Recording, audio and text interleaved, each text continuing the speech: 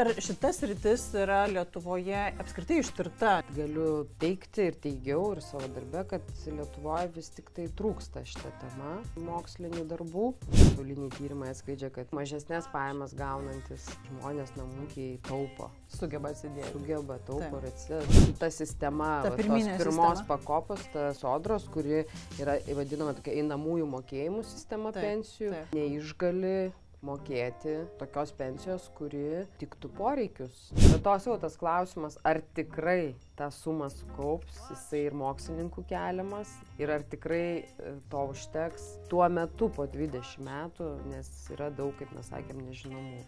Ar taupo lietuviai tą pensiją? Kurie dirba, tie taupo pirmoji pakopų. Sodrai, nori, nenori. Nori, nenori. Čia Bet ar tikrai, kaip tu sakei, yra ta einamoji... Bet privaloma, tu negali, turėdamas darbo sodrą, tu negali nemokėti. Negali, bet tu moki dabartiniams pensininkams, ne savo į ateitį kaupia. Nesvarbu, bet tu moki. Nu taip. Tai labas, Inga. Labas, Laura. Atsiprašau, daktarė Inga. Tai va, jau. Skamba dar neįprastai. Tai sveiki visi. Šiandien su manim Inga Žilionytė Blažienė, mokslo daktarė, neseniai iškepta Vilniaus universitete, sociologijos katedroje. Ne, ekonomikos ir verslo administravimo fakultete. Taip, taip. Ir parašiusi mokslinį tyrimą, kuris, kad nesuklyščiau, perskaitysiu, esu čia pasiruošusi tavo darbelį, Lietuvos namų ūkio taupimo pensijai elgsena. Namų ūkių. Okay. Tai sveikinu parašius nuostabią disertaciją, apsigynusią. Ačiū. Užtruko kiek laiko? Pačios studijos doktorantūros 4 metai, na ir dar šiek tiek užtruko, kol jau pasiruošiau gynimui, jau tą visą darbą iki pat gynimo. Ten daug ir procedūrų buvo, ir baigimo, ir recenzavimo. Tai sakyčiau, beveik 5 metai. 5 metai mokslo. Jeigu pradėt nuo tos idėjos pirmos, kaip sugalvojau, pateikiau savo vadovui, gerbiamam profesoriui Romui Lazutkai, tai sakyčiau 5 metai jau praėjo nuo tada. Tikrai. Man atrodo, galvoju, ar čia pirma moteris daktarė, kurią aš kalbinu, ar su kuria bendrauju. Nu, pagalvok, nes moterų daktarių nemažai yra. Nemažai, taip. Statistiškai daugiau, man atrodo, negu vyrų, nors gal galiu ir klysti. Reiktų įdomu net pasižiūrėti. Aha, tikrai. Nes su aukštuoju tai moterų Lietuvoje daugiau, bet ar kaip ten jau toliau einant su laipsniais, ar keičiasi proporcijos, manau, kad ne, manau, kad moterų daktarų daugiau. Pažiūrėsim, čia bus tavo čia bus įdomu pasitikrinti. Gerai, tai kodėl aš pasikviečiau Ingą ir kodėl mes bendravom, iš kur mes pažįstamos, tai mes esame dirbusios ne kartą, iš tikrųjų kartu, ne 1 metus, tuo metu, kai aš dar dirbau rinkos tyrimų srity. Ir nutiko toks įvykis, visai neseniai aš įsijungiau Vilniaus universiteto puslapį ir galvoju, persižiūrėsiu ekonomikos fakulteto studijų programą, galbūt ten yra atsiradę kažko daugiau apie asmeninius finansus, apie taupimą, apie investavimą. Ir taip žiūriu, Inga Blažienė apsigynė disertaciją ir galvoju, wow, reikia būtinai pakalbinti. Ir dar tokia tema apie pensiją apsigynė. Bet Inga iš tikrųjų esi tas žmogus, ne iš akademinio pasaulio, kiek aš tave pažinojau, tu esi iš tikrųjų iš verslo pasaulio, esi labai versli moteris, įkūrusi ne vieną įmonę, tai tas iš tikrųjų labai žavu. Bet šiandien norėsiu tave pakalbinti apie tavo akademinę, jau dabar gyvenimo pusę, apie tavo darbą. Bet kaip tu taip iš verslo perėjai į tą akademinę sritį, nes dažnai tai tokias nesuderinami pasauliai tarsi. Tarsi nesuderinami, bet aš kažkaip organiškai perėjau, nes kadangi dirbau nuo pat savo studijų, mano pirmos studijos buvo sociologija, paskui vadyba, ir galiausiai ekonomika, aš tokia tarpdisciplininė, bet sociologija ir visas toliau mano tyrimai, kuriuos aš dariau, buvo susijęs su elgsena. Su tai, kaip žmonės gyvena, ką jie galvoja, kokios jų nuostatos, kaip jie elgiasi kaip pirkėjai, kaip vartotojai, kaip rinkėjai. Ir visam savo tam darbe, tokiam taikomajam, praktiniam, dalis buvo ir to mokslo. Kadangi vis tiek yra visi tyrimai, tai yra remiasi metodologijom, remiasi matematinė statistiką ir pati mėgdavau aš irgi rašyti ir apibendrinimus, ir straipsnius, ir komentarus, kaip tos žmonių elgesio tema. Ir dėstyt buvo įdomu, teko ir padėstyt, jau tokiai kaip praktikiai, kaip kvestiniai lektoriai. Na ir man tas visada buvo įdomu, aš kažkur visada šalia turėjau tokią gal svajonę, kad galima būtų ir giliau pasianalizuoti. Na tai va, bet aišku, to laiko vis pritrūkdavo, tai vis atidėdavau. Nes verslas, kaip žinai, įsuka, įtraukia, atima daug laiko, energijos ir papildomiem. Nors aš visada šalia kažkaip ir mokiausi, nes versle būdama dar ir sugebėjau BMI, tą vadinamą MBA pasibaigti ir vis kažką, vis kažką dar veikdavau šalia. Nes man patinka mokytis. Nuostabu. Tiesiog patinka mokytis. Skirtingai gal nuo mano, pavyzdžiui, sūnaus, kuris sakė, tu už mane, mama, atsimokė. Visus aukštuosius ir laikysi kupu. Čia aš juokauju, aišku. Man patinka mokytis ir kadangi taip gavosi, kad buvo tokia pauzė versle, kaip po vienos įmonės, po kitos ir natūraliai, kaip sėdėti ir nieko neveikti neįdomu, pradėjau daug skaityti. Ir susidomėjau tuo metu elgsenos ekonomiką. Ir ėmiau toj temoj daug skaityti ir naujausius ir straipsnius, ir knygas, kurios buvo pasiekiamos. Pasiekiamos dabar lengva gauti knygas, gali internetu užsisakyti ar kur nors ne Lietuvoje nusipirkti, ar bibliotekoje įsigyti. Tai pradėjau to domėtis ir mane sudomino tie elgsenos ekonomistai ir jų tokia gal, vieną iš tų idėjų paminėsiu, tai kad žmogus yra tokios apriboto racionalumo ekonomikoje, nes lyg ir ekonomika, tai turėtų būti labai racionalūs sprendimai finansuose, vartojime ir taip tradicinė ekonomika iki šiol ir teigia, bet elgsenos ekonomistai šiek tiek visą tą pakoregavo su savo idėjomis, kaip žmonės renkasi, kaip sprendimus priima ir net ir viso tuose finansiniuose. Ir taip man kažkaip kilo mintis, o gal pabandyti dar pasimokyti, nes jau senai buvau pabaigusi mokslus, jau buvo laikas dar ką nors mokytis. Ir su savo idėja elgsenos finansinės. Mano pirma buvo tokia idėja apie finansinę elgseną ir kaip žmonės ten priima sprendimus. Tai ta finansinė yra ir plačiau čia, ir kaip vartotojai, pirkėjai. Ir pasiūliau irgi šitą idėją, ieškojau su kuom čia, kokį čia... Problemą iškelti. Iškelti problemą ir vis tiek reikėjo tai irgi apsispręsti kur, kaip, tai kalbėjausi su mokslo žmonėm. Ir kreipiausi į savo tuo metu būsimą vadovą profesorių Romą Lazutką ir radom bendrą tą idėją ir mėginau stot su savo jau tokia labiau susiaurinta tema, tai Lietuvos namų ūkių taupymo pensija elgsena. Būtent taupymo pensija. Būtent taupymo pensija, taip. Ne plačiau finansinė elgsena, bet taupymo pensijai. Ir įstojau.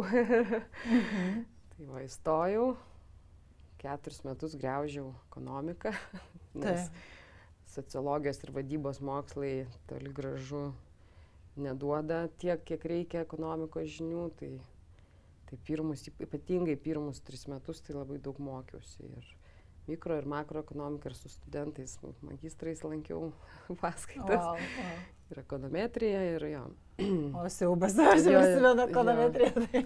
Tai aš neturėjau, aš tiek, kiek ta statistika matematinė buvo pas mus, nemažai buvo sociologijų ir galų darbę taikom.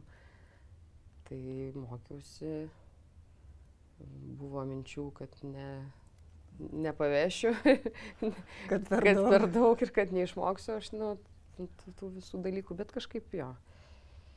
Išmokau, neišmokau visko, bet tiek, kiek reikėjo man savo tam darbui padaryti Ir va. Puiku. Jo. Bet nėra, tu mes persim prie tavo darbo rezultatų, visą kaip tu ten analizavai, tikrai man labai buvo įdomu skaityti ir gilintis. Bet klausimas, palauk, kokį šitą klausimą tavo sugalvojusi. Okay, tai išsirinkai, žodžiu, kad pensija, elgsena, ne kaip žmonės taupo pensijai. Bet ar šitas rytis yra Lietuvoje apskritai ištirta, nes atrodo tokia labai siauras rytis ir ar buvo įdomi kažkam iš mokslinės bendruomenės analizuoti, rašyti mokslinį darbą tos rytyje? Taip, yra. Yra, aišku, darbų vienu ar kitu kampu, kurie analizuoja ir pensijų sistemas, ir kaip tie žmonės taupo, bet kadangi aš išstudijavau labai daug literatūros pasaulinės, tai galiu teigti ir teigiau ir savo darbe, kad Lietuvoje vis tik tai trūksta šitą temą mokslinių darbų. Ir kaip ir mano darbas toks pasipildė, dabar jau papildžiau jo šitą. Na ir toliau, kadangi ketinu šitoj temai, tos finansinės elgsenos ir taupimo pensijų elgsenos tema gilintis, tai ir toliau pildyti su naujais duomenim atnaujintais. Tai mano nuomonė trūksta. Ir būtent tuo kampu tokiu, kur elgsena tyrinėja, kaip žmonės priima, taupyti, netaupyti. Jau kaip sprendimus priima, kodėl nepriima, ar ne? Dėl kokių priežasčių, kas lemia. Ir kas lemia, kad vieni taupo, kiti netaupo. Ar jie gali, gal tiesiog negali. Bet vėlgi pasauliniai tyrimai atskleidžia, kad net ir mažesnės pajamas gaunantis žmonės namūkiai taupo. Sugeba atsidėti. Sugeba, taupo ir atsideda. Čia galbūt ir nuostatos tada klausimas, gal dar kitų dalykų. Kažkokie kultūriniai, istoriniai ir visi kiti. Tai ir taip ėmiau gilintis po truputį į šitą temą. Nuostabu. Taip sutapo, ne, kad aš dirbu finansų srityje ir sakau, mane sužavėjo, kai pamačiau tavo darbo temą. Bet beskaitydama tavo darbą, aš jau nuo pirmo sakinio pradėjau aikčioti, nes pirmieji sakiniai aš pasirašiau, netgi pacituosiu. Taip. Ekonominiai tyrimai bei ekonomikos mokslas tvirtina, kad taupimas yra svarbus valstybės ekonomikos parametras, o namų ūkio taupimo bei vartojimo elgsena daro svarbią įtaką finansiniam ekonomikos stabilumui. Ilgalaikis namų ūkių taupimas, pavyzdžiui, pensijai, yra reikšmingas pačių namų ūkių gerovės rodiklis, kuris apsprendžia galimybės vartoti ateityje. Dabar, kodėl man kelia tokį susižavėjimą ir malonumą skaityti mokslininkės darbe tokius sakinius? Todėl, kad aš kasdien konsultuoju žmonės finansų klausimais ir kartais atrodo, man iš tos kėdės, iš mano kėdės atrodo taip, kad čia kokie konsultantai yra suinteresuoti tam žmogui kažką prakišti, kažką ten ar įsiūlyti, ar politikai, ar kažkokie verslininkai nori paverti tą žmogų į vieną ar kitą pusę, ar ne, kad jis ten taupytų, investuotų, atsidėtų. Bet iš tikrųjų, skaitant tavo darbą, iš visiškai neutralios pozicijos, be jokių kažkokių asmeninių interesų ar verslo interesų, štai yra moksliniais tyrimais pagristas darbas, kuris teigia, kad vis tik tai visų pirma, kiekvienas žmogus turėtų tą daryti, kad jam yra žiauriai naudinga ir pačiai valstybei yra labai naudinga ir kad tai yra finansinio stabilumo pagrindas, tiek valstybės finansinio stabilumo pagrindas, tiek asmeninio stabilumo pagrindas. Čia gal aš šiek tiek papildysiu, kodėl taip yra, nes iš tiesų dabar imam tas vakarų, taip vadinamų vakarų valstybės, tai pensijai kiekviena valstybė turi savo pensijų sistemas. Jos yra skirstomos į skirtingas pakopas ir pirma pensijų pakopa, taip įvardinta, kur Lietuvoje tai yra sodra. Ir daugelį šalių turi panašią kaip sodras tokią valstybinės pensijas, kurios yra privalomos ir visi dirbantis taupo tenai. Bet kas vyksta? Vyksta tose pačiose minėtose vakarų valstybėse visuomenių senėjimo procesas.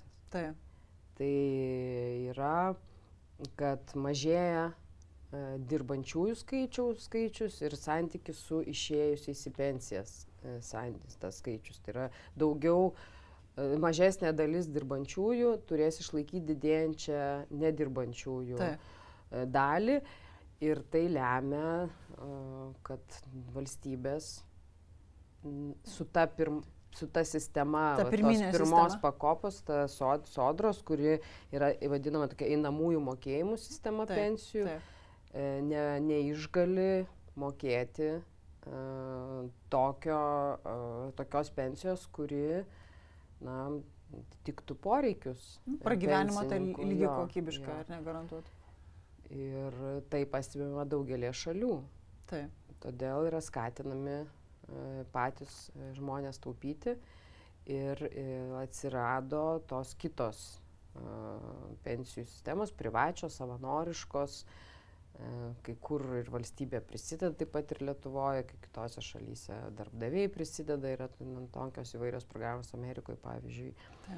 Ir tokiu būdu jau sudėjus tą pirmos pakopos ir savanoriško taupimo sukauptą turtą, žmonės gali gyventi ir vartoti tuo metu, kai jie nedirba, jau visai kitam lygyje. Tai dėl to tas skatinimas iš tiesų ir vyksta, nes keičiantis demografijai mūsų visuomenių nepaveža valstybės tiek mokesčių sukaupti ir turėti biudžete tokią sumą pinigų, kad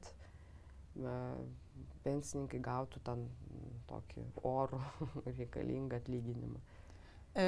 Ir iš tikrųjų, girdžiu, ką Inga sakai, tarkim, ar ne, užsienio valstybėse dažnai būna toks argumentas, ten kokio, nors nežinau, tarkim, Švedijoje, Vokietijoje, vis tik ta pensija yra didesnė, todėl jiems ten nereikia taupyti papildomai arba ne tiek daug. Tai taip, bet pensijų taupimo elgsena pradeda domėtis vis daugiau ir mato, ar ne, tą poreikį domėtis, nes, kaip ir tu sakai, visuomenė sensta ir anksčiau ir vėliau visos valstybės vakarų susidurs su ta problema, kad vis tik negalės garantuoti to pragyvenimo lygio, kurį galbūt dabar garantuoja ir Lietuvoje negarantuoja.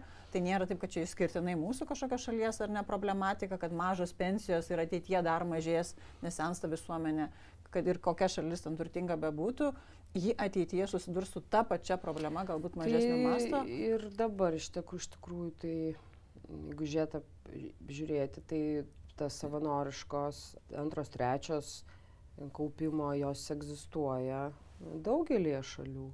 Taip.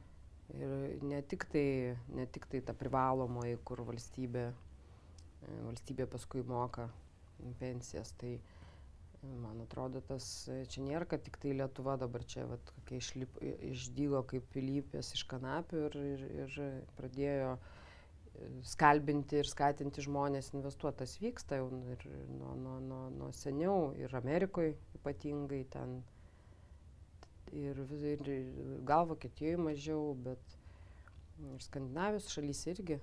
Taip, privačios pensijos daro nemažą dalį. Taip. Ir čia jau mano darbas nėra labai apie tas pačias pensijų sistemas ir apie kiek jos yra efektyvios, naudingos, kiek ten sutaupo, ar tikrai pakankamai ten sutaupo. Aš to šito klausimo aš neanalizavau. Nes tai yra labai svarbus klausimas ir iš tikrųjų yra ir Lietuvoje jau mokslininkai, kurie daro tokius skaičiavimus ir žiūri, pavyzdžiui, ten antroji pakopoje dabar kokios galimybės sutaupyti ir ar sutaupo, kaip pasirenka žmonės racionaliai, neracionaliai. Ir aš irgi savo darbę citavau kai kurios ir Lietuvos mokslininkus pasaulyje, tai nuolatos šitokia kaip atskira kryptis tyrimų, kur skaičiuoti, kokia ta suma turi būti sukaupta, kad gerai gyventum ir kaip tą daryti. Ir labai daug mokslinių tyrimų šitą temą yra. Tai aš šitam darbė aš to nedariau savo, mane daugiau fokusavausi į patį namūkio elgseną. Patį, kaip jie pasirenka, ne kokie motyvai, kiek jie sukaupia, kokie veiksniai daro įtaką tam, kad vieni daugiau sukaupia, kiti mažiau, pasirenka skirtingas tas taupimo priemonės. Tai daugiau į elgseną fokusavosi mano darbas. Bet šitas klausimas išties yra svarbus, gal dėl to žmonės taip ir galimai taip reaguoja, pavyzdžiui, kai tu į tavo ten pasiūlymus jiems padėt, kaip sukaupti, investuoti ir taupyti, nes netiki, kad jie gali tą padaryti. Kad jiems to reikia. O ar čia tos priemonės patikimos? Ir renkasi gal kitus būdus tie žmonės, pavyzdžiui, čia aš iš savo darbę irgi skirščiau tas taupimo priemonės pensijai, suskirščiau į finansinės, pensinės, finansinės ir nefinansinės. Nefinansinės tai yra nekilnojamas turtas. Na ir pasaulyje mokslininkai irgi taupimą nekilnojamam turte arba gal kiti gali tą įvardinti kaip investavimą, čia irgi tos savokų, diskusija dėl savokų galima, tai laiko kaip vieną iš būdų taupyti, nes tu sukaupi turtą, kurį gali jau sulaukęs pensinio amžiaus panaudoti vartojimui, pardavęs. Tai yra laikoma taupimo priemonė pensija irgi. Okay. Man tiek daug norisi viską, žinai, įlysti giliau ir apie tą racionalų žmogų, ir apie tą nekilnojamo turtą. Na gerai, šiek tiek stokim tada prie nekilnojamo turto. Tai tarkim, ar ne, lietuviai, apskritai gerai, atsakant į klausimą, ar ne, pensijų taupimo elgsena. Tai ar taupo lietuviai tą pensiją? Gal pradėkime nuo to, paskui eisime giliau. Tai jeigu taip kalbėti apskritai apie taupimą pensiją, tai taupo visi, kurie dirba, tie taupo pirmoji pakopui. Sodrai, nori, nenori. Nenori. Dabar, bet čia nesiskaito, kad taupo. Jo, bet aš savo moksliniam darbę išskyriau savanorišką taupimą pensijai ir tą vadinamą privalomą. Tai ir daugiau mano buvo tas objektas, tai savanoriškas taupimas. Nes mes pradedam dirbti, turim darbo sutartį ir mes privalom mokėti sodrą. Ir mums kaupėsi pensija.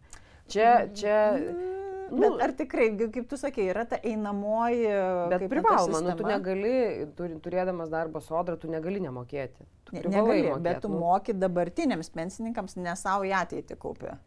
Nesvarbu, bet tu moki. Taip. Tu moki ir tau taškai skaičiuojasi, stažo skaičiuojasi ten ir tu vis tiek tą pensiją užsidirbi ir tu ją gausi. Nes jeigu tu niekur nedirbsi... Taip. Nemokėsi sodrą, tu jos negausi, bet dirbdamas tu gausi pensiją. Mažesnė, didesnė, priklausomai matyt ir vėlgi lemia ir tie tam tikri ir mikro veiksniai, tokie kaip pajamos, darbo trukmė ir taip toliau. Todėl vis tiek tu, jeigu dirbi, taupai. Bet tai nėra savanoriškas, tai yra sistema, kuri veikia ir čia žmogus pasirinkimo kažkokio didelio neturi, nebent jisai už savo pajamas kelia, jis tą didesnę dalį ten tų taškų sukaupia ir taip toliau. O savanoriškas taupimas, tai žmogus pats priima sprendimą savanoriškai taupyti, galvodamas apie savo ateitį. Taupyti pensijai, taupyti dėl kitiem dalykam, tai yra kiti motyvai, gali būti vaikų mokslam, prevencinis taupimas, o mažkas netyčia gyvenime atsitiks, tai va turėsiu. Beje, prevencinis taupimas yra labai stiprus motyvas, visose šalyse tyrimai tą rodo. Tai ačiū Dievui, sakyčiau. Jo, jisai stiprus, taip pat kaip ir labai stiprus motyvas yra vaikam ir palikimui vaikam. Bet Inga, aš dar skaičiau tavo darbę, kad vienas iš motyvų, ne ką mažiau svarbus, man atrodo, tiek pat procentų svarbumo buvo tas prevencinis, vadinamai, tą juodai dienai taupimas, o kitas buvo numeris 2 atostogos. Taip, Lietuvoje čia labai... Taip, vaikai jau ten trečioje vietoje pensija, gal 70% taupo atostogom. Jo. Tai čia tas... Gerai gyventi norisi. Gerai gyventi norisi. Dabar. Jo. Arba ten jau palauksim žiemos ar pavasario. Tai čia vat yra tas, manau, kad galvoja apie tai, kaip šiandien gerai gyventi, o ne rytoj, nes pakankamai didelė dalis, 71%, ten su pusė, kiek pamenu. Tai praktiškai didžioji dauguma, galima net sakyti, beveik, jeigu 80 būtų dauguma, galėtum sakyti, bet arti to taupo atostogom, kelionėm. Nes šiandien norisi pailsėti, išties norisi, jeigu tu dirbi, tai norisi ir atostogų. Taip.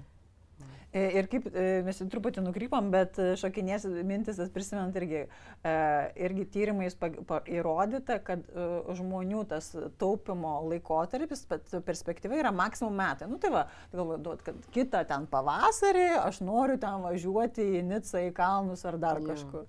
Bet tuo viskas ir užsibaigia. Ne kitą pavasarį, kitą vasarą, kitą žiemą. Ja, čia yra tas vadinamas finansinis planavimas ar finansinė drausmė. Ir jisai tai yra vienas irgi iš elementų finansinio raštingumo, kas laikoma pasaulyje labai svarbiu veiksniu, literatūroje ir pasauliniuose tyrimuose, labai svarbiu veiksniu, lemiančiu taupimą. Apskritai. Apskritai taupimą ir taupimą pensijai, ilgalaikį, tą vadinamą ilgalaikį taupimą. Ir finansinis planavimas yra vienas iš to, galima sakyti, finansinio raštingumo tokių elementų. Jisai nulemia irgi, ar taupysi, jo. Ir čia jau savo darbę analizavau dvi duomenų bazės. Tai viena duomenų bazė, kuri apėmė 50 ir vyresnius namų ūkius. Share tyrimo, tarptautinio tyrimo, Lietuva irgi dalyvauja šitam tyrime duomenis, tai ten irgi buvo klausimai apie finansinį planavimą ir pats pasirodė, kaip ir rodo tie duomenis, kad planuoja, kaip tu ir minėjai, trumpalaikis yra tas metai, net ir nedaugiau. Tai reiškia ne pensijai, nėra ilgalaikio, atostogom ar... Ir neturi jo, nors kaip ir vis tiek taupo, bet tokio planavimo tikslingo bent jau neįvardina. Jo, kad ten sumą reikia kažkokią sukaupti. Ne visi, bet didesnė dalis. Iš tikrųjų, tai tas finansinis planavimas, jeigu žiūrint metų perspektyvoje, jis auga. Vis daugiau namų ūkių apskritai planuoja. Su amžiumi, ar ne, tas planavimas? Ne su amžiumi, nuo, pavyzdžiui, duomenys žiūrėjau nuo 13 iki 20 metų. Okay, tai tiesiog visuomenė keičiasi truputį. Jo, tai tas raštingumas ir toksai suvokimas, kad reikia planuotis, jisai atsiranda. Jo, bet ir su metais buvo irgi tyrimas, ta prasme, įrodyta, kad su metais irgi žmogus daugiau planuoja. Tas irgi prisideda. Bet gerai, grįžtant prie taupimo pensijai, tai Sodra, aš sakau, kad taupau Sodroje ne pinigus, bet taupau taškus ir stažą pradėti. Jeigu nori taupyti pinigus, tai yra antra, trečia pakopa, savarankiškas kaupimas ar kiti kažkokios kitos priemonės. Tai yra, kaip čia dabar yra? Antra pakopa yra, mes turim tą antrą pensijų pakopą, tai jinai vėlgi pasaulyje, kai kur jinai yra privaloma. Netgi. Taip. Kai kur yra, pavyzdžiui, Amerikoje yra tie, kur darbdaviai dalyvauja, yra pensijų programos privalomos. Jeigu tu ir sudarai sutartį, tai tuo pačiu yra ir paketas to kaupimo pensijose, kur ten irgi keitėsi šiek tiek, dabar būdavo anksčiau irgi taip darbdaviai kaupia ir žmogui jau išėjus į pensiją kažkokią stabilią sumą išmoka. Ar moka ten kažkokį laiką. Dabar paskutiniais dešimtmečiais yra ir kur patys prisideda darbuotojai, irgi kaip ir investuoja ir gali ir tos fondus ten irgi rinktis, panašiai, ir darbdaviai tuo pačiu. Kai kur ir valstybės kaip Lietuvoje prisideda prie to kaupimo. Ir Lietuvoje pas mus kaip ir savanoriška antra pakopa. Bet mes irgi diskutavom ir aš sakyčiau, kad jinai nėra visai savanoriška. Dėl to irgi tokį radau mokslinį ir literatūrai terminą kvazi savanoriška. Tai reiškia, kad kaip ir visus, kurie pradeda dirbti, iki 40 metų pas mus į tą antrą pakopą įtraukia. Gali išsibraukti, jeigu sugalvoji, jeigu sugebi jo ir ten paskaitai, domiesi. Taip, finansinio raštingumo gal ar kažkaip. Turi kažkiek. Bet jeigu tu to nepadarai, tai ir lieki ten amžiams. Ir pinigų iš ten paskui galėjau viskas, jau ateis pensija. Ten iki 5,000 gali gauti visą sumą, bet čia mes suprantam, kad maža suma, o toliau jau renkiesi anuitetus. Tai... kokia čia, toks sakau, kvazi savanoriška, lyg ir savanoriška, nes gali išsibraukti iš tenai, bet jeigu pražiopsojai, nesupratai, nepadarai, tai Taip. Ir likai. Tai tokia jinai Lietuvoje prie tų tokių pusiau priskiriama. Na, ir trečia pakopa yra visiškai savanoriška. Investiciniai fondai, investiciniai gyvybės draudimai. Pensijų fondai. Jo, yra tie įvairūs, ten tos kontraktinės sąskaitos įvairios kitokios irgi, kur jau kur gali žmonės pasirinkti ir taupyti. Ir pasaulyje tai yra daroma. Tai aš šitos visus įvardinau kaip tokios pensinės taupimo priemonės. Finansinės pensinės taupimo priemonės, kur tikslingai būtent su tuo tikslu yra kaupiama tam savo pensijai, senatvei ir taip toliau. Tai yra savanoriška. Tai yra savanoriška. Žmogus pats pasirenka, kiek, kokią dalį, kokios rizikos. Ir čia, aišku, čia ko gero ir konsultantų jau sritis, kur nes iš tiesų čia jau reikia žinojimo, kaip tą daryti ir ar pačiam žmogui domėtis, ar konsultuotis. Ir pavyzdžiui, irgi tokie tyrimai pasauliniai apie tuos visus tokius savanoriškus fondus rodo, kad yra tas nepasitikėjimo tokiais konsultantais klausimas, čia ne tik Lietuvoje, jis yra, irgi dabar taip iškilo iš mano skaitytos literatūros mokslinės, pavyzdžiui, toj pačioj Naujojoje Zelandijoje, Australijoje yra irgi daromi tokie tyrimai, tai rodo, kad tas nepasitikėjimas ar pasitikėjimas, jisai daro įtaką apsisprendimam ir net sukaupto kapitalo dydžiui. Tas nulėmė, nes yra, pavyzdžiui, netgi toks buvo vieni rezultatai, kad tie, kurie nepasitikė, visko klausinėja, visko domisi. Jo, ir tai jie net daugiau sukaupia ir ten išsiaiškina. Taip, netgi tokie. O kurie apskritai pasitikė, jie gal daugiau net pasirenka, kad aš pasiimu konsultantą, pasitikiu ir tai čia labai, bet klausimai keliami visuose tyrimuose, visuose šalyse, ar tikrai pasirinkdami tas savanoriškas taupimo priemonės sukaupiam tiek, kiek mums reikia pakankamai. Čia žmonėm tas klausimas kyla visur. Taip. Nes jisai iš tikrųjų, nes kiek reikia sukaupti, o tai kokia bus infliacija. Taip, labai daug nežinomųjų, o kaip tas prieaugis, gal dabar jisai kyla, o paskui kris, kaip čia dabar buvo, kritimai nemaži dėl karo prasidėję, per pandemiją pakilo, per karą, prasidėjus Rusijai užpuolus Ukrainą, jeigu taip tiksliai. Tai prasidėjus visiems šitiem infliacijom ir taip toliau krito. Tai nieksgi nežino, tai sunku labai pasitikėti, žinot. Čia gal finansinio raštingumo trūkumas, gal tų finansinių dėsnių nežinojimas. Aišku, bet ne kiekvienas žmogus gilinasi į finansus. Tai jau yra tu jau profesionalė konsultantė finansuose, o yra žmonių, kurie, jie visur neįsigilinsi. Taip. Bendrus dėsnius gali žinoti, bet iš tiesų, kur investuoti, kada bijot, kada nebijot. Kada išsiimti, neišsiimti, čia jau reikia tuo domėtis nuolatos ir išsekti. Turit patirties kažkokios. Ir tai irgi susiję ir su ne tik tom finansiniam, pensiniam taupimo priemonėm, bet su kitom finansiniam. Akcijos, obligacijos, įvairūs fondai, kur labai nedidelė žmonių dalis, beje visur, visose šalyse renkasi tokias priemonės, nes ten reikia laiko, žinių, taip. Daugiau rizikos. Taip, ten daugiau rizikos yra ir daugiau reikalauja jau tokio žinojimo, stebėjimo, laiko. Arba turėti iš tikrųjų tą konsultantą, kurio pasitikė ir kuris tvarko tuos finansus. Tai todėl mano nuomonė, visur yra šita būtent ta finansinė taupimo priemonė, jinai mažesnę dalį sudaro. Gerokai mažesnė. Lietuvoje, lyginant su Europoje, mačiau, kad ten kelis kartus mažiau mes investuojame į tas, sakykime, akcijas, obligacijas, fondus savarankiškai negu Europos vidurkis. Bet gerai, grįžtant ar ne prie pensijų. Tai turim sodrą, čia jau nieko nepasirinksi, ar ne, turim tą antrą pakopą, trečią pakopą. Tai sodroje kaupiam visi.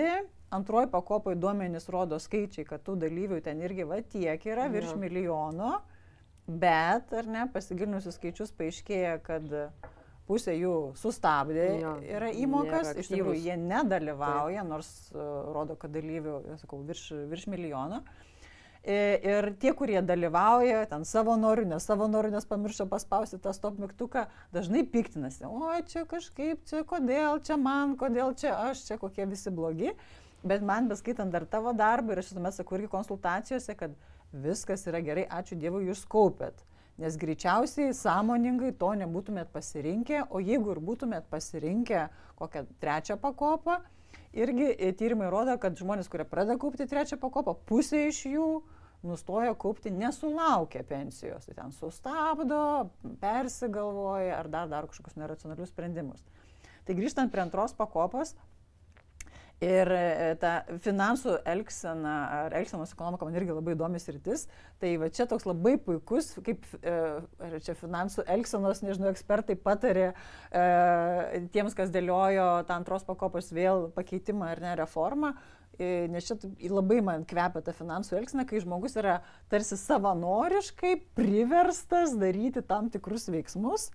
Ir tarsi gali išeiti, ar ne, iš antros pakopos, bet nelabai gali, jeigu nesidomėjo, ar ne. Tai čia toksai savanoriškai priverstinis dalykas. Taip. Bet kodėl jis toks atsirado apskritai, kaip man atrodo ir ką tavo darbė išskaičiau, kad kadangi žmogus yra, kaip mes norėtume galvoti, kad jis yra racionalus ir racionalius sprendimus priema ir supranta, kad sodros pensijos neužteks ir tada natūraliai pats turėtų kaupti, bet jis nėra racionalus ir neracionaliai renkasi, ką vartoti dabar ir kiek pasilikti ateityje. Tai antra pakopa gaunasi toksai racionalus sprendimas už patį žmogų, kuris negeba priimti to sprendimo. Čia kaip ir tokia mintis elgsenos ekonomistų, jie netie, kad žmogus yra neracionalus, jie naudoja tą terminą bounded rationality arba apribotas racionalumas. Taip, gražiai įvyktas. Jo, kad yra apribotas racionalumas, ten lemia labai daug tokių psichologinių savybių, kurias mes turim. Taip. Ir eilė jų eksperimentų, tyrimų. Netgi išsirašysi. Jo, įvairūs šališkumai, kognityviniai, ten apribojimai. Aureolės efektas, mažėjančio jautrumo principas, kelios euristikos, reprezentatyvumo, prieinamumo, prisitaikymo, inkaravimo, kognityvinis lengvumas, kognityvinės įtamos, ekspozicijos efektas, potyrių priminimo efektas, kiti principai.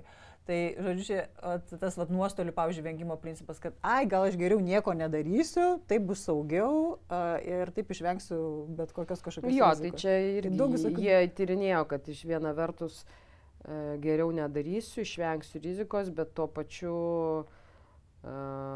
irgi rodo jų tyrimai, kad jie pasirenka kaip tik neprotingus tokius neracionalius sprendimus, kai žino, kad tikrai jie praloš, kad yra rizika didelė pralošti, bet vis tiek prasirenka toliau tą tęsti dėl to, kad labai nenori pralošti, iš tikrųjų nenori prarasti tuos. Bet tai to, kad laiku sustot, prarasiu dabar, neik toliau, nes dar daugiau prarasi. Tai čia tokie būdingi žmonėm dalykai. Ir jo, eilė tyrimų tą patvirtina. Nes elgsenos ekonomika tai yra tokios psichologijos, sociologijos ir ekonomikos mokslų darinys, kurie tuos dalykus analizuoja, daro tyrimus ir eksperimentus atlieka, kurie parodo, o tai kokie veiksniai, tie vadinami tokie savanoriški, pusiau priverstiniai, gali padėti žmonėm pasirinkti jiems tinkamiausius sprendimus. Taip. Aišku, jie jau ir kritikos dėl to turi, nes ta grinoji liberalizmo idėja čia lyg ir žmogaus laisvės lyg ir paminama, nes yra vis tiek ir tam tikro priverstinumo elementai ir taip toliau yra. čia jie tokį terminą net, libertarinis paternalizmas. Toks oksimoronas, tu kaip ir... Laisvai valdomas. Jo, ir tu lyg ir pats renkiesi, bet tave priverčia pasirinkti. Taip. Paskatina, stumteli pasirinkti. Jo, tas nudge efektas. Tai tas, čia yra ir diskutuojama ir labai mėgsta, pavyzdžiui, Britai, netgi tą Taylorį, kuris žymusis to nudge termino įkūrėjai, jis jį sugalvojo ir pirmas pradėjo naudoti literatūrai, tai jie netgi jį samdė kaip konsultantą ir jį ir jo kolegą, kad padėtų Britų vyriausybei įvairiausius sugalvoti būdus, kaip žmonės skatinti priimti teisingus sprendimus. Ten ir kad nešiukšlintų, kad ten pasirinktų ten tą rūšiavimą, pavyzdžiui, įvairius ir energetiniuose tuose žaliuose sprendimuose ir finansiniuose sprendimuose. Ir jie konsultavo grinai politikus, kaip čia, kokie tie būdai galėtų būti ir ten įvairiausi tie būdai. Tikrai. Jo. Nes galima išties, tai mūsų realiai tai žmonės mūsų reikia, reklama mums, pavyzdžiui. Taip, irgi tas efektas. Ir tie visi mūsų, tie kognityviniai, tie sprendimai kažkokie. Kaip apribojimai. Tai jie lemia, kad mes esam paveikiami kaip žmonės. Dauguma iš mūsų, neskau gal, kad visi yra, gal ir atsparių rūšių. Bet tas yra daroma ir reklama ta pati, propaganda. Bet paimkim paprastą pavyzdį, man patiko tavo darbė buvo toks paprastas pavyzdys, kurį aš galbūt perfrazuosiu, bet kurį galim kiekvienas pastebėti parduotuvėje. Iš tikrųjų tą pastebėjau, kai Anglijoje tuo metu gyvenau, ten prasidėjo tas toksai sveikuoliškumo ta banga ir parduotuvės, bendrosios maisto apsipirkimo parduotuvės, matyt, buvo įsakymas, kad išimti visus tos traškučius, kurie guli prie kasos ir saldainius ir ten sudėti riešutų, salotas, obuolius. Ir tada natūraliai žmogus ten stovėdamas prie kasos, neprisėma snickersų ir dar kažko, o jisai ten pasiėma riešutų, ar ne, obuolių, ar ten dar kažką. Tai va čia toks pavyzdys. Jo, ir jie tą pavyzdį irgi labai naudoja, elgsenos ekonomistai. Taip. Ir suaugusiems galioja, ir vaikams galioja, ta prasme, ir paprastai žmogui galioja. Aš sėdžiu prie stalo ir čia yra čipsų ar ne kažkoks bliūdas, tai nenori mano ta ranka ten tiesis. Bet jeigu ten jo nebus, ar ne, ir čia bus padėtas obuolys, tai greičiausiai aš to obuolių pasivaišinsiu. Nes tokie paprasti dalykai. Tu čia negali gal apriot, gal gali obuolį prieki padėto čipsus toliau, gal tada žmogus pagalvosiu, gal vis tik obuolį pasirinkti. Bet jeigu tu padedi tik tą vieną galimybę ir dar arčiausiai tai kažkur tai... O va tas vadinamas, tas stumtelimas, nudge, tai jisai ir... Yra ir čipsai fone. Jo, net ir čipsai fone, gali imti ir tos čipsus, bet gal tu pagalvok, nes va, čia yra obuoliai, arčiau pridėta taip. Tai tas pats jų ir elgsenos ekonomistų ir su tom pensijų sistemom, jie irgi ten deginėjo. Tai ir buvo ta jų idėja, kad tas vadinamas automatinis įtraukimas. Taip. Žmonės, bet ten šiek tiek kitaip, nes ten, kadangi per darbdavius, tai juos įtraukdavo ir paskui vykdavo ta konsultacija, kur jie jau ten apsispręsdavo, pasirinkdavo ir ten būdavo ten tie visi jų, kokią jie programą pensijų pasirenka, jau būdavo apspręsta ir darbo sutartis pasirašoma ir ta visa pensijų programa, tai ten daugiau, bet būdavo kaip ir yra tas, irgi. Ateini ir tu automatiškai viskas... Tu turi kalbėti apie tai, tu turi spręsti tą dalyką. Tu esi priverstinai, čia privalomai įtrauktas visą šitą reikalą, tik turi pasirinkti ką ir kaip, koks tas bus planas. Tai jo, tai čia su antra pakopa panašus efektas, gal gavosi, gal nesigavo, nežinau, nes pusė žmonių vis tiek atsisakė tos antros pakopos, bet tai vis tiek suteikė pagrindo domėtis, tai kas čia vyksta, tai kur čia investuoja, kaip čia man pasirinkti, gal kažkiek iškėlė tą temą į paviršių. Bet faktas, kad kaupiam nepakankamai to pensijoje ir jeigu žiūrint dabar grįžtant ar ne į rezultatus, ta pakeitimo norma, ar ne pajamų pakeitimo norma, kuri reiškia, kad jeigu mano pajamos 100% ir aš kai nebedirbu, kiek gausiu pinigų, 100% ar mažiau, tai Lietuvoje 30% yra kažkur ta pakeitimo norma. Dabar gal biški daugiau, nes jinai kaip yra vertinama irgi daugelį šalių, tai įmama atlyginimo lygis, pajamų lygis įmamas yra vertinama žemų pajamų pakeitimo norma, tada vidutinių ir aukštų. Vat, žemų pajamų pakeitimo norma yra didžiausia. Daugelį šalių, taip pat ir Lietuvoje. Vidutinė, jinai vidutinė. O jau žmonės, kurie iki pensijos gaudavo aukštesnės negu vidutinės pajamas, tai jų pakeitimo norma pati žemiausia. Gali būti ir 20% skaičiau, tai tarkim, tai ir Lietuvoje 22 berods, čia iš 19-20 metų duomenys. Tai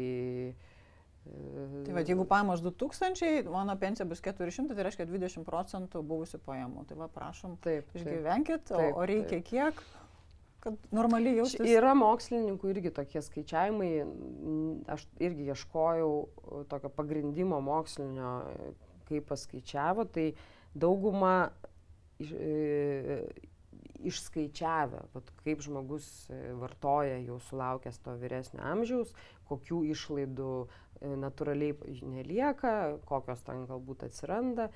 Tai yra tokia vadinama nuo 70 iki 75% pakeitimo norma turėtų būti, kai kurie ir 80% rekomenduoja. Tai sakyčiau, nuo 70 iki 80% galima tokį.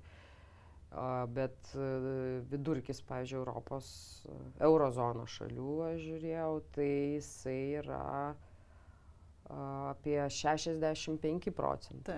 Tai nesiekia tų 70%. Bet jau arti. Bet jau arti. Yra atskirų šalių, kur yra 80, 90, pavyzdžiui, Vengrija išskirtinai didelė pakeitimo norma, jie ten kažkaip sugeba. Bet jeigu žiūrėt vidurkį ir tada žiūrėt Lietuvą, Lietuvoje jinai dar tikrai žema. Tie 30, vidutinės, jeigu pajamas paėmus, tai ten apie 40%. Dabar reiktų naujus skaičius pasižiūrėti. Skaičiai, kaip žinom, statistiniai visada vėluoja. Bet greitai nesikeičia tie principai, kad ten padvigubėja per metus. Tikrai jinai nesieks 50%. Tikrai. Tai 50% žmonių gaunančių vidutinės pajamas Lietuvoje nesieks. Tai faktas, kad jeigu nori gauti pajamas panašias į tas, kurias tu turėjai prieš išeidamas į pensiją, neskaičiuoja ten keli metai iki išėjimo į pensiją, turi ruoštis tam. Taupyti. Turi taupyti savanoriškai. Nes Sodra to tikrai neduos tau. Tai čia yra pakeitimo norma skaičiuojama nuo Sodros. Dabar irgi ir aš radau jau ir statistikoje skaičių, kur sudeda ir privačias pensijas su pirmą, tą ir antrą ir trečią pakopos. Ir išskaičiuoja, tai radau skaičius Lietuvoje, kad 55 berods procentai. Bet vis tiek, vis tiek tai nėra, tai yra mažas skaičius. Tai dar geriausiu atveju. Čia įvairių tų tyrimų yra ir netgi pas tave mačiau, kad kai kur rodo, kad iš privačios pensijos ten tik 100 eurų prisidursi. Tai tikrai ten nesieks 50. Nes ten mano šie duomenys, kur vyresnių namų ūkių, tai jie natūraliai dar nespėjo prisikaupti, nes trumpai kaupė. Bet tos jau tas klausimas, ar tikrai tą sumą sukaups, jisai ir mokslininkų keliamas, ir ar tikrai to užteks tuo metu po 20 metų, nes yra daug, kaip mes sakėm, nežinomų. Taip, bet man labai įdomu, žinai, kad tu pasakei, kad yra išskaičiuota, kad žmogui vis tiek prireiks 70-80% savo pajamų. Tai nėra taip, kad, čia maždaug iš oro pamatavau, kad ten vaikai bus užaugę, paskui išmokėsi, tai tau reiks mažiau pinigų. Nes dauguma žmonių, ką sako per konsultacijas, tai aš kukliau gyvensiu ir nieko man ten nereiks, dabar čia aš atvažinėsiu po visur, ar ne, dabar pakeliausiu gerai pagyvensiu, o paskui man jau nieko nereiks. Bet taip nebūna gyvenime. Jeigu tu gyvenai gerai, tu ir toliau taip pat gyveni. Ir kas įdomiausia, jeigu žmonės taupė per visą gyvenimą, tai tyrimai rodo, kad jie ir pensijų toliau taupo. kas būtų kaip ir neracionalus elgesys, nes jau nebereikia taupyti, jau tu gali naudotis tuo turtu. Jo, ir rodo tą ne tik Lietuvos duomenis, bet rodo ir kitų šalių. Ir čia jau veikia labai stiprus, kaip aš minėjau, tas palikimo motyvas. Palikimo, na ir gal, kai tau 65, tu dar galvoji, dar neaišku, kaip čia bus. Čia gal iki 100 dar temsi. Taip, tai yra gal ir tas lemia, jo, nes, kaip sakau, vyksta tas senėjimo procesas, mūsų amžius. Kūnas ar ne, sensta, protas jaunėja. Ilgėja mūsų amžius, tai dėl to tas, manau, vyksta toliau procesas. Nuo 75 metų mažėja irgi daugelį šalių rodo tyrimai, kad taip. Tik nuo 75. Nuo 75 pradeda mažėti, kaip ir sukaupto turto, tai jie matyti iš turto gyvena ir taupimo skaičiai mažėja. Bet, šiam 5 dar vis jo, dar ir nemaža dalis gal ir dirba toliau. Taip. Dar ir vaikus gal padeda ir vaikams ten pirmas būstas, vestuvės ar dar kažkas. Tai dėl to ir taupo gal, kad ir vaikams padėti, nes tai stiprus, kaip minėjau, motyvas.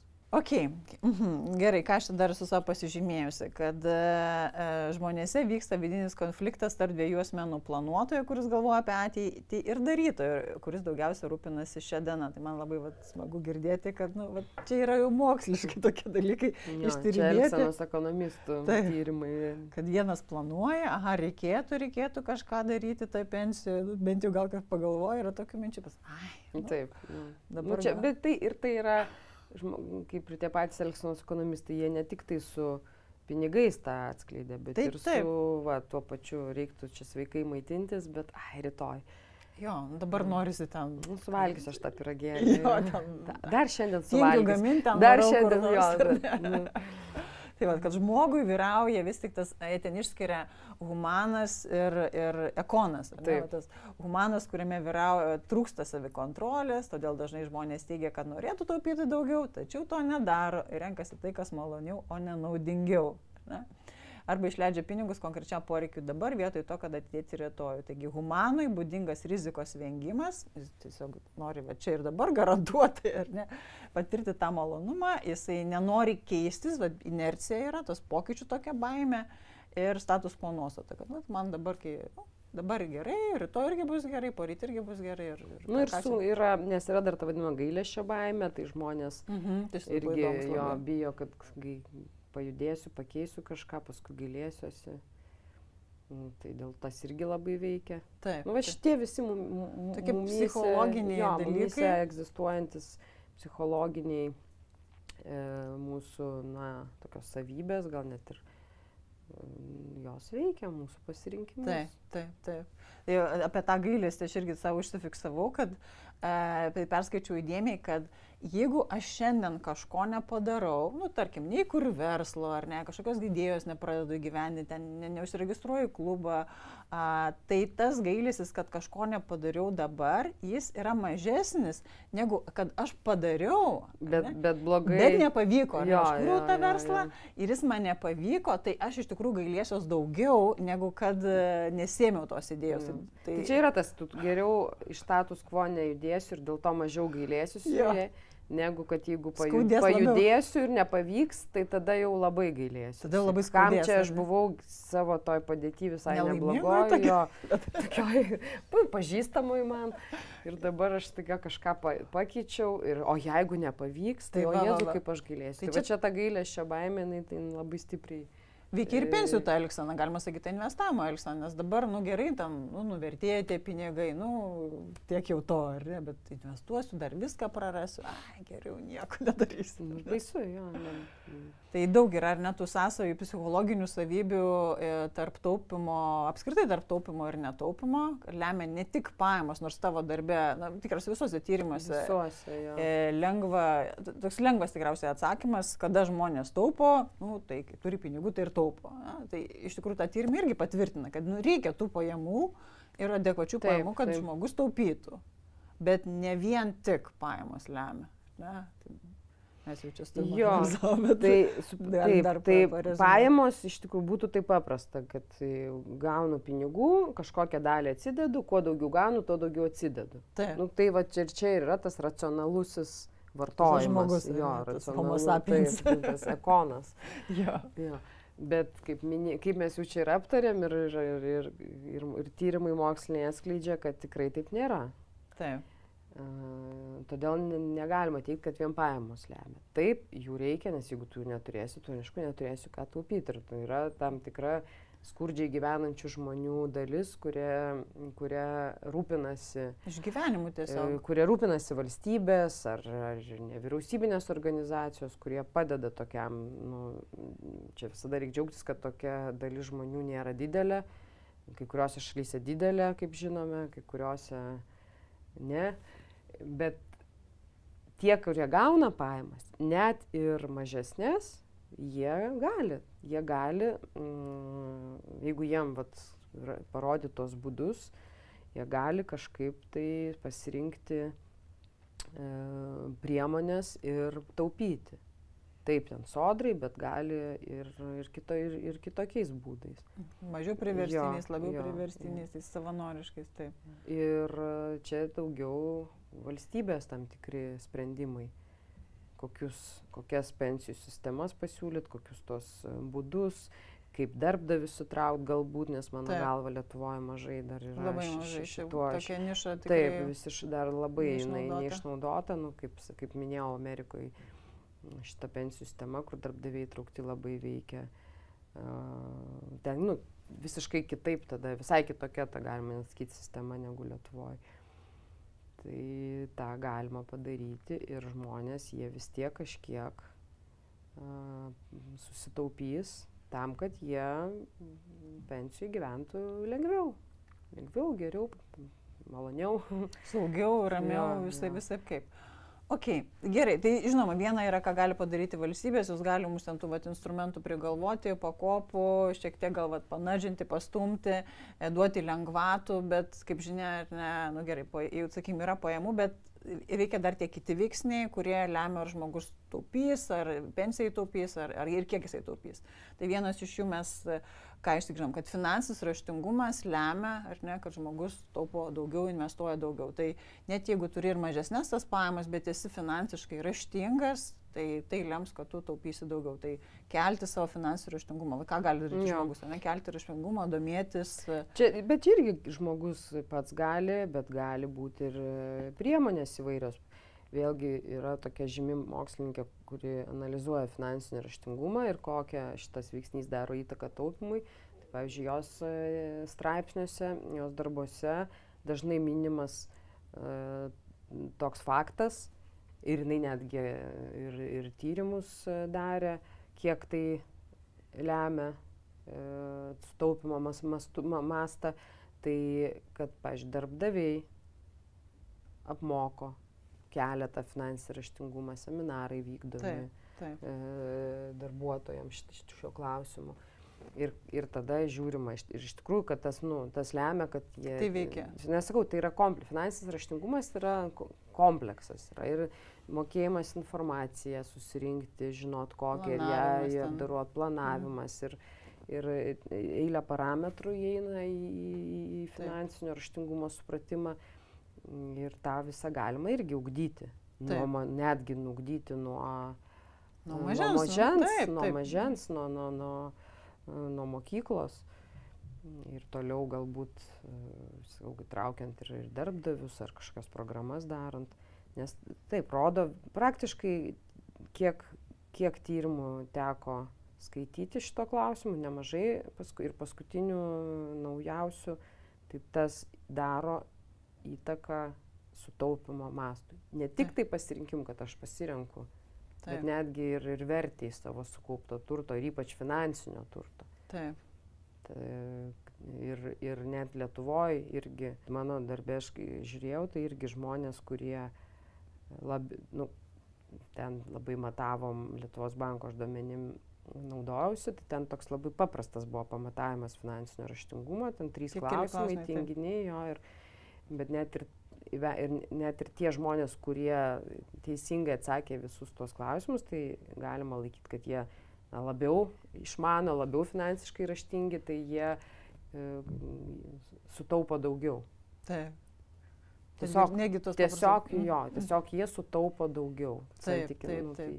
Tai tas lemia. O kitos šalyse irgi tas patvirtinta yra. Yra tokia kaip ryšys, yra sąveika. Aiškus ryšys. Ok, tai be abejo, tas finansinis raštingumas gali būti keliamas asmeniškai, per darbdavį, valstybės mastu, švietimas, tiesiog bendra edukacija. Tai liuks, gerai, išsiaiškinom. Pajamos vėlgi, čia žmogus gali eiti tuo keliu, neiti, visko gyvenime nutinka, išsilavinimas labai irgi lemia, ar ne? Taip, išsilavinimas lemia, čia irgi susiję viskas. Pajamos, išsilavinimas susiję, čia netgi galima ir tuos du rodiklius kartu analizuoti ir žiūrėti. Bet vėlgi Lietuvoje ypatingai daug žmonių turi tą aukštą išsilavinimą. Bet pajamos nebūtinai yra aukštesnės, tai todėl aš taip ir atskirai šitus veiksnius analizavau, bet be abejo pajamos lemia, išsilavinimas lemia. Ir kas dar lemia, bet aš tai irgi tą siejau su pajamom, tai lytis. O čia labai įdomu. Jo, čia labai įdomu. Taip, man visada šitas klausimas įdomus. Išsikėliau aš irgi savo darbę hipotezę, kad moteris sutaupo mažiau. Nors labiau linkusios taupyti. Nori, planuoja daugiau, ar ne? Jo.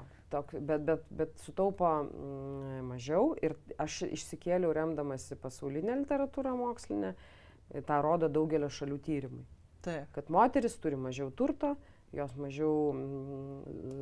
mažiau sutaupo įvairiose taupimo priemonėse. Taip, ir pensijos tame tarpe. Ir aišku, čia aš tą siečiau su pajamom, nes mes žinom, tas pay gapas egzistuoja daugelį šalių ir dar vis egzistuoja atlyginimų skirtumai, ką mes žinome, dar nepasiekėm to, sakoma, de jure turim, bet de facto dar ne. Tai tas natūraliai lemia ir sutaupimo, tą mažesnį sutaupimo mastą. Galima net, sakyčiau, sieti lyties veiksnį su pajamomis. Taip, kad moteris turi ir mažiau turto, ir taupo mažiau, ir pensijų mažiau. Bet Inga, ar galima tą būtų sieti ne tik su pajamom, bet ir dar su psichologiniu veiksniu rizikos tolerancija, lytis ir rizikos tolerancija? Aš pati neanalizavau šitų skirtumų tarp rizikos tolerancijos ir lyties, bet tokie skaičiai ir tokie duomenys, kad vyrai šiek tiek yra daugiau linkę į riziką, irgi yra. Ir čia daugiau galiu cituoti ne savo tyrimą, bet rašiau darbe, Lietuvos mokslininkai kiti darė tyrimus ir jie savo tyrimuose atskleidė, kad moteris linkusios pasirinkti mažiau rizikingas taupimo priemonės negu vyrai. Ir kitose šalyse irgi buvo tokių duomenų ir tokių rezultatų. Tai ko gero galima ir tą irgi sieti su tam tikrais ir skirtumais šiuo klausimu. Taip, nes tavo darbė buvo, neišskyrė lyties, bet buvo tas rodiklis dėl rizikos tolerancijos, kuris teigia, kad tie žmonės, kurie labiau toleruoja riziką ir tiesiog rizikuoja, jie turi daugiau turto. Finansinio. Finansinio turto. Ne pensinio finansinio, ne finansinio, bet būtent finansinio. Ten akcijos, obligacijos, fondai ir taip toliau. Taip. Okay. Čia tas tyrimas, kurį prieš tai minėjau kitų mokslininkų Lietuvoje, tai jisai yra atskleidė, kad vyrai šiek tiek labiau tas rizikingesnės linkę rinktis. Priemonės rinktis negu moteris. Taip. Ok, tai lemia pajamos, išsilavinimas, lytis, rizikos tolerancija, sakykime, dar buvo įdomus dalykai kaip šeima, santykiai, santuoka. Jo, irgi aš šitą klausimą taip pasižiūrėjau, irgi išsikėliau dėl to, kad pasaulyje rodo, kad žmonės, namų ūkiai, kurie yra ne vieniši, kur gyvena santuokoje, šeiminį gyvenimą, jie sukaupia daugiau turto jie daugiau taupo, jo, ir tas gal gero natūraliau negu natūralu, gal irgi, kad negu vienos pajamos, daugiau planuoja, natūraliai yra ir vaikai, ir pajamų daugiau, ir galimybių daugiau. Tai va šitas faktas ir Lietuvoje irgi pasitvirtino, kad santuokoje gyvenantis namų ūkiai turi sutaupo daugiau tiek finansinėse, tiek nefinansinėse. Pensinėse, finansinėse ir tose visose taupimo priemonės. Tas irgi atsiskleidė. Taip, bet labai įdomus buvo šitas toksai irgi kabliukas, kad jeigu atsiranda vaikų, kuo daugiau vaikų, tada vėl gaunasi kas. Tada mažėja. Kad vėl mažėja tas taupimas. Dėl to, kad čia jau galima sieti ir su pajamomis, ir su išlaidomis kitiem tikslam. Ir atsiranda jau kiti motyvai, ten taupimas tuo metu palikimui, ar taupimas mokslam, vaikų anūkų, pakankamai nemažai namūkių teigia, kad jie taupo tam, kad padėti vaikam, anūkam. Ir ten ar palikimą palikti virš pusės. Jiem tai pasirenka tokį kaip labai svarbų motyvą taupyti. Taip. Tas irgi lemia. Gerai, ir tada dar pridedam, ar ne, prie tų faktorių lemiančių kaupimą pensijai, tai tos asmenybės savybės, psichologinės savybės, kur mes sakėm. Ir tu dar gali papildyti. Taip, Lietuvoje jos kažkaip, gal čia ir reiktų išsamesnių iš tiesų, čia tų tyrimų reikėtų, būtų įdomu labiau paanalizuoti, nes daug literatūros yra ir elgsenos ekonomistų, ir kitų mokslininkų, kurie tiesiog tos psichologinės žmonių savybės analizuoja ir žiūri, kaip, pavyzdžiui, toks kaip ekstravertas, ta žmogus, kuris atviras pokyčiam, patirtim, naujom galimybėm, arba netgi tokie kaip ten neurotiškumas. Tokios grinai asmenybės bruožų savybės, psichologinės savybės, kurios lemia elgseną ir taupimo pensiją elgseną. Geras, Tai Lietuvoje, aš irgi, kadangi šie duomenys buvo, jų tam visoji tematikoje buvo blokas klausimų psichologinių, kur tiesiog buvo užduoti žmonėm ir buvo nustatyta, ar ta žmogus, kuris atsakinėjo, ar jisai turi labiau tokias savybės, ar labiau tokias psichologinės. Čia tokia apie asmenybės bruožų, Big Five, 5 didžiųjų asmenybės bruožų dimensijos. Tai yra tam tikros savybės, kur jeigu žmogus turi jų, pavyzdžiui, ten mažiau, tai jisai yra mažiau ekstravertas, jeigu daugiau, tai jis yra daugiau ekstravertas. Tai vat, irgi buvo nustatytos šitos savybės. Ir aš pasižiūrėjau, kaip tai koreliuoja ir kokia sąveika su pasirinkimu taupyti vienose ar kitose priemonėse ir sukaupta verte jose. Lietuvoje atsiskleidė 2 tokios asmenybės, tų bruožų savybės, kurios daro įtaką taupimui. Tai būtent tas atvirumas patirčiai naujai, tas openness angliškai. Ir ekstraversija. Taip. Tai va tokios, kurios kitos tiesiog nebuvo to statistinio reikšmės. Dėl to aš jos negalėjau nei patvirtinti, nei paneigti, o kai kur net ir atmesti. Pavyzdžiui, ten neurotiškumas koks irgi nepasitvirtino. Neurotiški, pavyzdžiui, žmonės mažiau arba daugiau sutaupo. Ar sutarus, tai tokie, kur linkę, pavyzdžiui, pasauliniuose tyrimuose atsiskleidė, kad žmonės, kurie pasižymi sutarumas tai tokie, jie labiau linkę prisitaikyti, sutikti, tokie, tai jie mažiau sutaupo. Jie pasirodo gal labiau negalvoja, gal prisitaiko prie tos status quo, tos esamos padėties. Tai Lietuvoje šitų negalėjau patvirtinti, tik tas 2 savybės. Bet čia, manau, reikėtų gal ateityje labiau iš tikrųjų pasigilinti. Čia kaip ir tie, bet elgsenos ekonomistų įdomus visi tie psichologiniai veiksniai. Taip ir čia Bet aš galiu patvirtinti iš savo patirties, vien šitą faktorių, nes atvirumas galimybės. Jeigu žmogus ateina į konsultaciją ir kažkodėl papuola, ten gal kažkas rekomendavo ar privertė, nežinau, ir matai, kad nusėdė užsidaręs, nieko nenori, visko bijo, viskas blogai, tai niekaip, tai neišjudins, jis turi dar kažkaip pribręsti, pasikeisti. O yra kas tikrai yra atviras galimybėms ir sako, okei. Čia tas kompleksas veiksnių, iš tiesų veikia kompleksas veiksnių ir tie vadinami socialiniai veiksniai, pajamos, išsilavinimas ir demografinė, tai yra amžius. Taip. Amžius, lytis ir psichologiniai, eilė veiksnių daro įtaką. Tai vat juos įvertinus galima ir galvoti, kokius pasiūlyti sprendimus žmonėm, vat, kurie turi tuos skirtingus, kuriem būdingi ties priklauso tom skirtingom grupėm. Įvertinus pajamas, įvertinus galbūt iš tiesų žmogaus ir tam tikras asmenybinės charakteristikas, tolerancija rizikai ar kitus dalykus ir tą galima išnaudoti tam, kad žmogus tą priimtų jam geriausią sprendimą. Tas skamba labai gražiai, iš tikrųjų, ta idėja tai graži.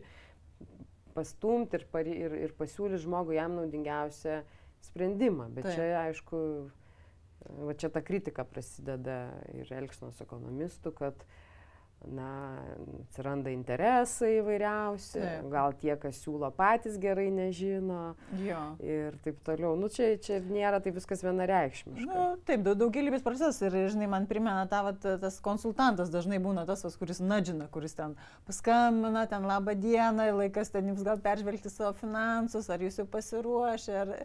Tai būna tas toksai nadžintojas, kuris skatina žmogų imtis veiksmų konsultacijos metu, ypač žmonės jaučia ir aš atvirai kalbu, sako, Laura, kažkaip tu čia vos nepušinė, sakau, žinok, mano toks kartais darbas, reikia papušint, priversti tave imtis tau teigiamo to veiksmo, bet labai sridi riba, kaip tą žmogų leisti jiem rinktis, bet ne per daug, nes jis į priešingą atveju šis nieko nedarys, bet jeigu tu jį perspausi, tada jis atvirkštinė reakcija, tada jis sakys, kad tu čia mane prievartauji. Ir dar yra svarbu čia tas pasitikėjimo. Iš tiesų, tokios Lietuvoje, ypatingai galvojant, mes vis tiek dar neturim tos patirties ilgos, kur ten, tarkim, mūsų pasiremtume mūsų ten tėvų patirtim, senelių, kurie taip taupė ir atsiranda tokia pasitikėjimas, galbūt patirtis, perduota. Vis tiek daug, tai yra pakankamai, dar kas tie 30 metų, tai yra pakankamai daug naujų dalykų ir natūraliai, kad žmonės nebūtinai pasitikė, tiki, žino ir pasirenka tą ir saugesnės tas taupimo priemonės, kaip atrodo žmonėms, pavyzdžiui, nekilnojamas turtas. Mesgi pagal nuosavo būsto turėjimą pirmoje vietoje. Eurozonos šalyse. Visi praktiškai turi savo nuosavą būstą. Tai gerai, atėjom prie nuosavo būsto, tai pakalbėkim, lietuvių labai mylima tema, nekilnojamas turtas ir tuo pačiu kaupimas pensijai. Kaip tai susiję? Aš savo darbe išskyriau nekilnojamą turtą kaip nefinansinę taupimo pensijai priemonę, nes tai yra ilgalaikis taupimas. Taip. Todėl, kaip ir prezumavau, kad įsigijus nekilnojamą turtą, atėjus pensijai, galima jį parduoti ir naudoti tuos pinigus vartojimui pensijoje. Tokiu būdu prisidėti papildomai prie savo tos sodrinės pensijos. Taip. Ir duomenys atskleidė, kad pakankamai nemažai Lietuvos namų ūkių kaupia šitoj taupimo priemonių nekilnojamo turto. Investuoja namus, ar ne? Bet jie nebūtinai investuoja, nes aš šiek tiek tas savokas kitaip traktuoju, nes investavimas, kai daugiau jau, kai tikiesi kažkokios tokios jau verslo grąžos ar grąžos, kur sąmoningai investuojam, nes nemaža dalis šitą turtą tiesiog paveldėjo. Taip. iš tėvų, dovanojimus gavo, tai gali būti ir sodas, va kaip sodų daug kas turi, žemės gabaliukas, tokių, kurie turi suinvestavę į butą, kurį išnuomoja ir iš to gauna pajamas, tai ten nedideli tie skaičiai yra. Taip. Daugiau yra tas nekilnojamas turtas, kurį paskui gali parduoti ir kažkokią sumą pinigų iš jo gauti. Ir tokių žmonių, duomenys rodo, apie ketvirtadalis tokių žmonių yra Lietuvoje, kurie tokio turto turi, ten kaupia ir galima sakyti, kad tokiu būdu jie taupo ir pensijai, nes jie tą turtą turi sukaupę. Bet ką norėjau taip labiau akcentuoti, kad beveik visi lietuviai turi savo namų gyvenamąjį būstą, privatų gyvenamąjį būstą. Tai yra mūsų kultūrinė tokia tendencija, kad mes būtinai turim įsigyti savo būstą, jinai yra. Taip. Ir manau, kad dar ir išliks ilgai. Anksčiau, tai iki 2000-ųjų, aišku, mūsų gal tėvai, seneliai, jie privatizavo, vykstant privatizacijos procesui, jau nepriklausomybė atėjus, ir jie privatizavo tuos savo butus. Todėl daug labai žmonių juos turi, be paskolų. Automatiškai. O jau vėliau, jau po 2000 metų, didėja skaičius žmonių, kurie įsigyja savo būstą su paskola, bet vis tiek stengiasi įsigyti. Taip. Vis tiek jie stengiasi įsigyti ir manau, kad šita tendencija išliks, nes Lietuvoje dar taip yra ir toks tradicinis, kultūrinis dalykas ir mūsų nuomos rinka, jinai nėra tiek nei įstatymiškai, nei pačioj rinkoje pritaikyta ilgalaikiai nuomai. Pavyzdžiui, kaip Vokietijoje ar Skandinavijoje, tu gali išsinuomoti būstą ir tu užtikrintai jame gyvensi 10 metų. Ten iki pat savo mirties gali gyventi ir tu turi, netgi įstatymiškai apsaugotas galimybės tą daryti. Tai pas mus, mes neturim dar šitos visos nuomos rinkos. Pakankamai lengvai įsigytas paskolas žmonės gaudo, o kaip bus toliau, nežinau, nes dabar paskutiniais metais, aišku, tas ir palūkanom kylant ir vykstant tokiai mūsų tam tikrai, kaip sako ekonomistai, recesijai, tai galimybių įsigyti būstą mažės. Bet man atrodo dar tendencija žmonių, kad jie sieks įsigyti, imdami paskolas. Dalis jų paveldės, nes irgi, kadangi dauguma tėvų dabar dauguma turi, tai natūraliai paveldės, nes tendencija, kad žmonės savo nuosavą būstą atėjus pensijai parduotų ir ten, pavyzdžiui, išsikraustytų į mažesnę ar gal į kažkokią tai valstybinę ar slaugos namų, senelių namus vadinamus. Vėlgi pas mus irgi dar ir ta infrastruktūra nėra labai išvystyta ir tai nevyksta. Ir aš tų duomenis tų žmonių, kurie vyresni, rodo, kad jie vis tiek jie ten toliau gyvena savo būstus, jie jų neparduoda. Beje, šita tendencija ir ne tik tai Lietuvoje, ir pasaulyje irgi rodoma, kad irgi nemaža dalis neparduoda to savo būsto. Nes labai svarbu palikti. Svarbu palikti, bet ir yra toks didelis ir emocinis, man atrodo, prisirišimas. Kad čia namai, ar ne? Taip, čia vaikai, mano anūkai atvažiuos. Taip. Nesvarbu, kad ten didžiulis namas, ten 300 kvadratų, tu ten vienas ar ne, kurini tą pečių arba šildomokį, vis tiek įsikibę dantim, man atrodo. Čia yra tie, kultūriški tokie. Ir gal tokie mūsų psichologiniai veiksniai, kur stiprus yra. Todėl, manau,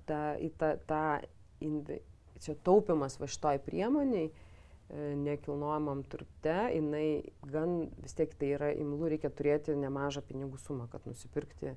Jeigu tu nori nusipirkti papildomą, dar tu gyveni savo būstę ir dar nori taupyti įsigydamas kitą būstą. Tai jau čia galimybės, aišku, pajamos turi lemti. Jau tai yra tikrai aukštesnių pajamų žmonės, kurie gali tą padaryti. Todėl galimai taupimas finansinėse ir pensinėse finansinėse turėtų kilti. Kaip ir minėjai irgi iš mano gal darbo, kad mes dar Lietuvoje mažesni skaičiai negu žiūrim, pavyzdžiui, tą patį Eurozonos vidurkį arba Europos Sąjungos vidurkį. Tai tas turėtų kažkiek keistis. Bet dabar galim sakyti, apie pusę pusė Lietuvos gyventojų savanoriškai taupo vienose ar kitose priemonėse, o pusė ne. O pusė ne, bet tai čia dar pusė skamba labai gerai, kažkaip tu čia optimistiškai bandai nuteikti. Mes išsiaiškinom, kad pusė tų, kurie tipo kaupia yra sąrašiukė, jie yra arba neaktyvūs, arba iš vis nutraukia sutartis. Ta prasme, kad to turto yra labai mažai. Nepaisant to, kad tie skaičiai rodo, kad pusė žmonių kaupia, bet ten turto yra, nu, kiek ten, keli tūkstančiai, keliasdešimt. Jo, taip, čia apie vertės iš tikrųjų, tai aš kaip sakiau, nebuvo mano tikslas vertinti tos sukauptos sumos ir kiek jinai yra optimali ir va tas skaičius, kur tikrai sukaupia ir to užtenka. Aš nekėliau tokio tikslo. Ta aišku, gal tikrai ir galima būtų pasižiūrėti, bet ne šita mano darbe. Bet yra, nu vis tiek pats faktas elgsenos. Nu, kad jau bent jau kažkokie žingsniai yra daromi. Savanoriškai taupo, pagal galimybės, pagal na, tos situacijos žmonių, kiti veiksniai vien, gal pavyzdžiui, taigi ir amžius veikia, jaunesni mažiau sukaupia, vyresni daugiau namūkiai ir tos sumos ir pagal tai dar yra, nu, jos skiriasi. Nu, turtas sukaupto vertės skiriasi ir nuo amžiaus priklausomai, kas natūralu yra. Taip. Nebent tu jaunas būdamas gavai, nes pas mus šitas yra tendencija, kad yra dalis jaunų namūkių iki 25 metų, kurie turto turi, nemažai. Taip, kad išsiskiria palyginus.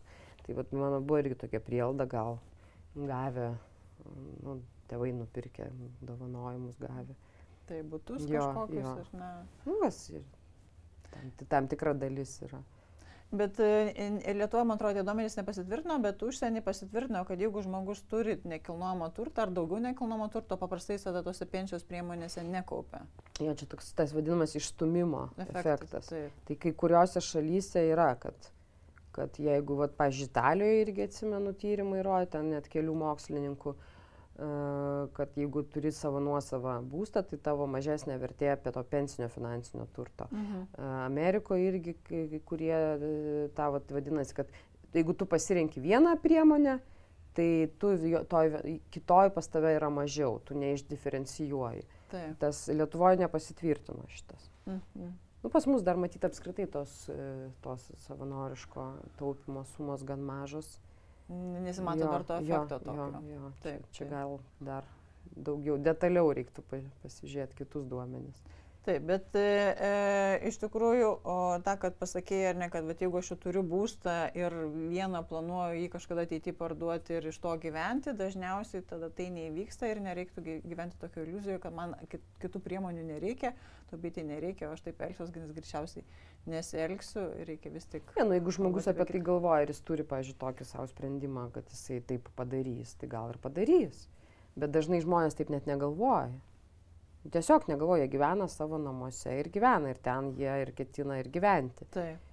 Ir numirti. Jo, ir galų galia dar klausimas, o kokia vertė, nes jeigu turi didelį būstą, tu gali nusipirkti mažesnį, parduoti, nusipirkti, gyventi mažesnėme ir iš skirtumo gyventi. Bet dar ir tas lemia.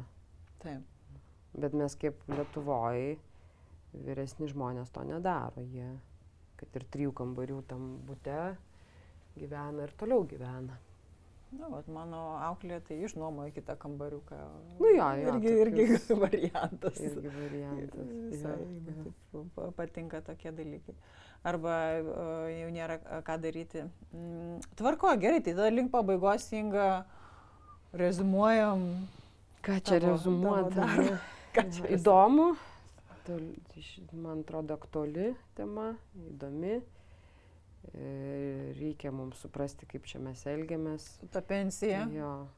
Su apskritai finansinė mūsų elgsena, su taupimu, ypatingai pensijai. Taip. Ir gal daugiau irgi apie tai kalbėti, kad ir patys žmonės pradėtų galvoti, kaip čia jiem elgtis. Ir kad pradėtų suvokti, kad na tikrai atėjus tai dienai, aš nežinau, kaip čia bus. Ir kiek čia man dabar tas sodram sumokės ir kaip aš gyvensiu. Tiesiog tau tą klausimą išskeltų, nes gal ir yra žmonių, kurie kaip sakei, pasirenka, šiandien gyvenu, rytoj man nerūpi. Ir jeigu žmogus taip pasirenka, Čia irgi žmogaus pasirinkimas. Taip, turės tada ir tuo metu būti irgi taip pat laimingas.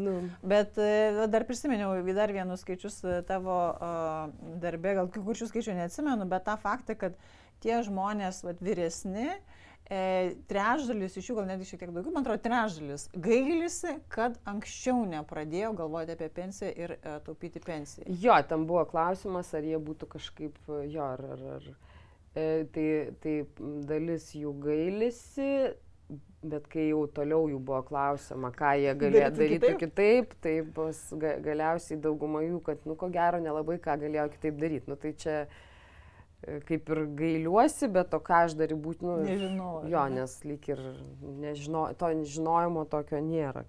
Iš ko ten reikėjo tada paimti, ar čia to netostogauti reikėjo, ar ko čia reikėjo nedaryti, nelabai aišku. Ok, tai taip, mano žinutė galbūt iš to tyrimo galėtų būti tokia, ar tikslas, kad tiesiog stebėti savo elgseną, kuo remiantis aš priimu tuos sprendimus, ar aš galvoju apie tai, kodėl negalvoju apie tą pensiją, ar ta mano mintis, kad nesulauksiu, čia mano originali mintis, ar čia iš tikrųjų kažkoks toks vengimo ar ne faktorius, ar jeigu aš bijau priimti sprendimą, ar tai yra kažkokiais irgi faktais paremta, nes aš žinau, kad tikrai bus taip ir taip, ar vėlgi iš kažkokio tai jausmo. Tai pastebėti savo elgseną, savo tą psichologiją ir kelti, čia yra to finansinio raštingumo, sąmoningumo kėlimas. Viskas prasideda nuo to. Aš tai sutinku, pirmiausia išsikėl klausimą, tai kaip aš ten gyvensiu, kai jau nebedirbsiu.